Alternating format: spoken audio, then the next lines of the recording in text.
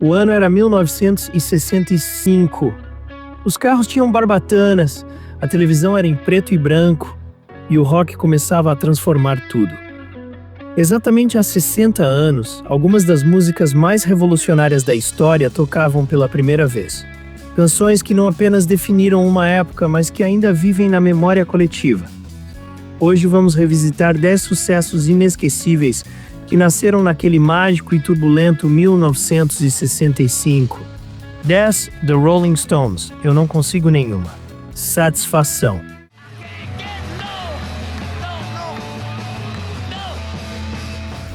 Tudo começa com aquele riff de guitarra. 3 notas que mudaram para sempre a história do rock. Keith Richards sonhou com elas. Literalmente. E as gravou meio adormecido. Jagger colocou palavras e atitude. Satisfação tornou-se um hino da insatisfação juvenil, da sexualidade reprimida e da crítica social. A canção alcançou o primeiro lugar em vários países e consolidou os Stones como a banda mais perigosa do planeta. Foi censurada, atacada e dançada por milhões. E ainda hoje, quando começa, o mundo inteiro bate o pé no ritmo daquele riff imortal. Uma obra-prima da rebelião que nunca perdeu força. E que, 60 anos depois, ainda é puro fogo. Foi gravada em apenas 3 takes, com uma fuzzbox que deu aquele som sujo e urgente. Jagger disse que era uma sátira à publicidade e ao consumismo.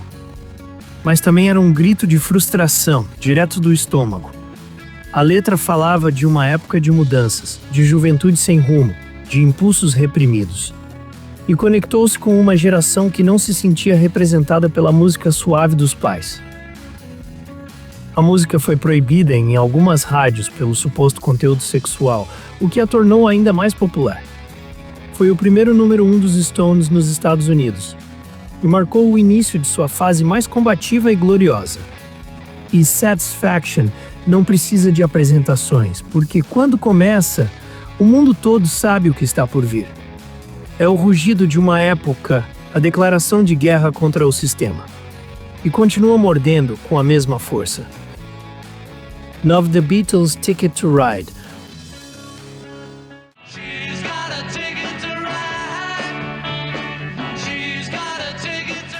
Uma ruptura sonora no universo Beatlemaníaco. Ticket to Ride mostrou pela primeira vez um lado mais introspectivo e melancólico da banda. Com uma bateria marcante, uma guitarra fragmentada e a voz de Lennon em destaque, a faixa se distanciava do pop alegre dos primeiros tempos. A letra, ambígua, falava de uma garota que partia para Londres? Para uma vida livre? Os Beatles estavam crescendo e seu som também. Ticket to Ride foi o prenúncio do que viria. Rubber Soul, Revolver e uma revolução sonora. Foi número 1 nos Estados Unidos e no Reino Unido, e lançou as bases do que viria a ser o pop rock moderno. Não é apenas uma música, é o bilhete para uma nova fase. E ninguém permaneceu o mesmo depois de ouvi-la. Paul McCartney disse que a bateria de Ringo nessa faixa era revolucionária.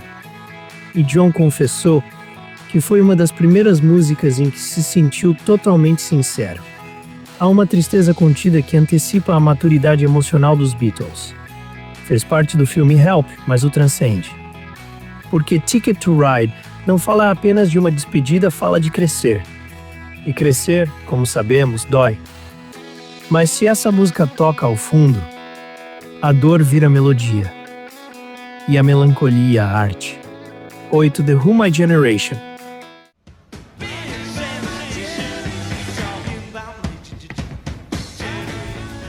Você já ouviu uma música gritar tanto em tão pouco tempo?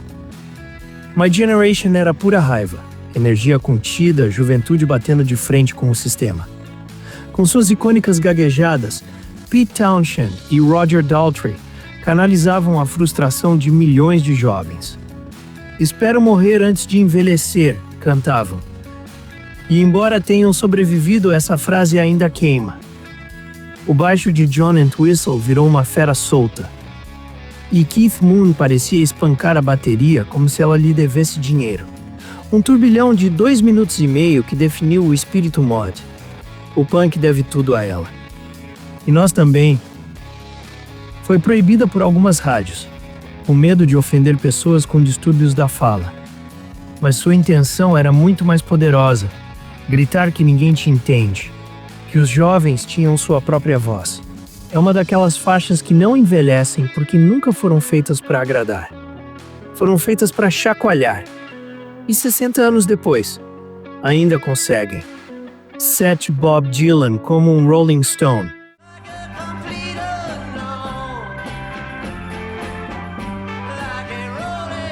Com essa música, Dylan não quebrou apenas suas próprias regras. Ele quebrou todas. 6 minutos, letra críptica, voz áspera, órgão flutuante e uma atitude de não dou a mínima. Era folk, era rock, era poesia de rua e literatura selvagem. Como é que se sente estar sozinho, sem direção? Ele perguntava. E ninguém jamais ousara cantar assim antes. As rádios não queriam tocá-la por causa da duração, mas tornou-se uma das músicas mais influentes do século XX. A revista Rolling Stone a colocou no topo da lista das melhores músicas de todos os tempos. E não é exagero. Dylan disse que quando a escreveu, sentiu-se livre pela primeira vez. O órgão de Al Kooper não estava previsto, mas se tornou essencial. O tom cortante da letra parecia uma carta aberta a alguém, ou a todos. Era a queda dos ídolos, o cinismo da fama, o fim de uma era. Uma música que doía. E por isso mesmo era real. Says that the birds, Mr. Tambourine Man.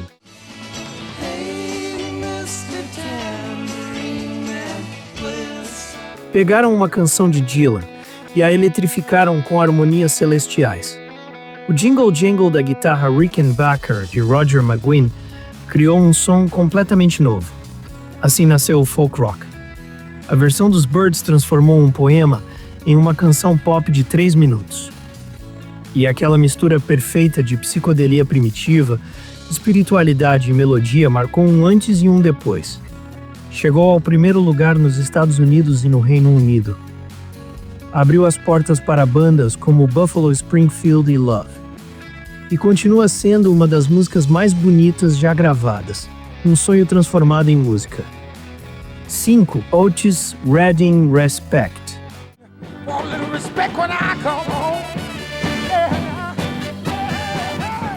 Antes que Aretha transformasse em um hino pessoal, Respect já tinha uma força toda própria. Otis a cantava com desejo, urgência e ritmo. Era um homem pedindo algo mais do que afeto. Ele pedia dignidade. A versão de Redding é mais rápida, mais crua, mais carnal. Sua voz rouca e os metais incandescentes faziam cada palavra queimar. Em 1965, Otis estava construindo a ponte entre o soul e o rock. E essa música foi um dos seus pilares. Foi um sucesso moderado, mas deixou uma marca imensa. Tanto que, quando Aretha a reinterpretou 2 anos depois, transformou-a em um hino feminista, sobre uma base criada por ele. 4 The Kinks até o fim do dia.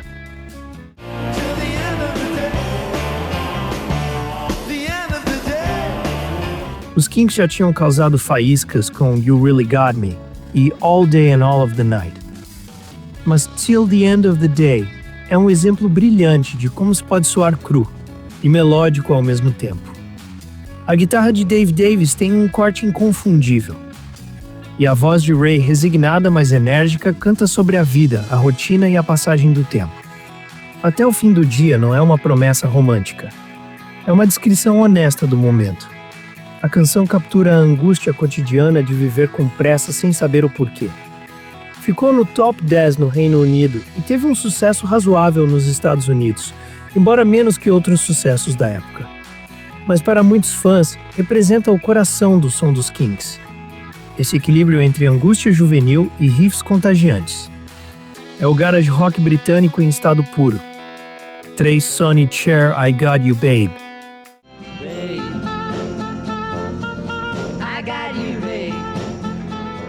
Em tempos de guerras, manifestações e mudanças culturais, chegou essa canção como um bálsamo.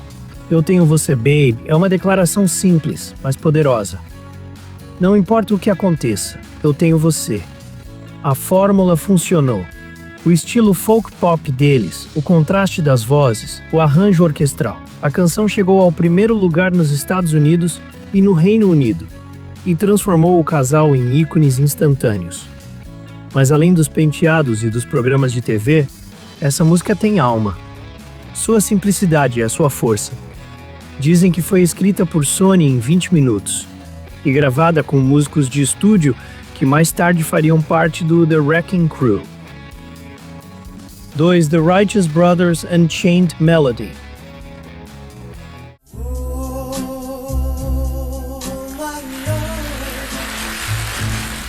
Poucas canções atravessam gerações como essa.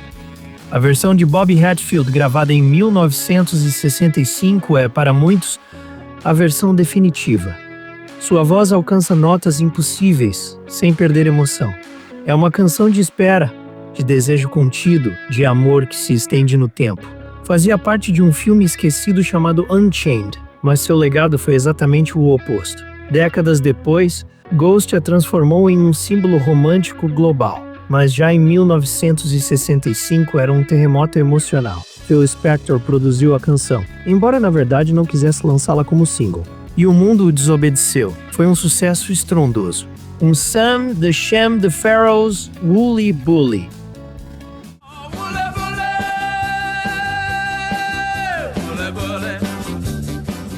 Um sucesso inesperado.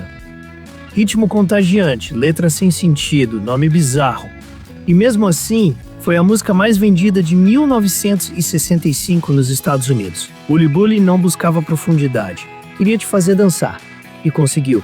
Com um teclado estridente, uma base rítmica simples e a voz brincalhona de Sam, a música grudou na cabeça de todos. Ficou em segundo lugar na Billboard, mas em primeiro nas pistas de dança. Sam usava túnicas egípcias e turbante, e sua banda parecia saída de um filme de sessão da tarde. Mas isso fazia parte do charme. Não era sério. E talvez por isso funcionou melhor do que qualquer um esperava. Foi precursora do garage rock, do protopunk e de toda música que ousa ser absurda. E perfeita.